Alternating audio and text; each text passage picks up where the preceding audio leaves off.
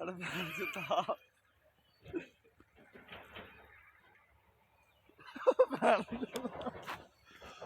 जा भैन जुता।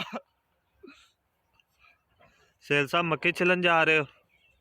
अस्सलाम वालेकुम दोस्तों, क्या हाल चाल हैं? सब खैरियत से हो? आज की इस वीडियो के अंदर आप लोगों को दिखाऊंगा देहाती बंदे अपने जानवरों के लिए घास वगैरह कैसे बनाते हैं।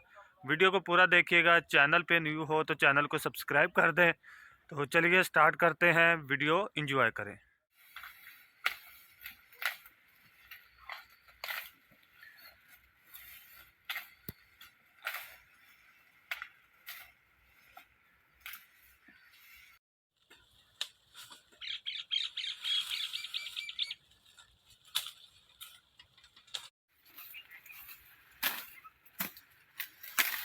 पुकारा नहीं तो आगे वाड़ लिए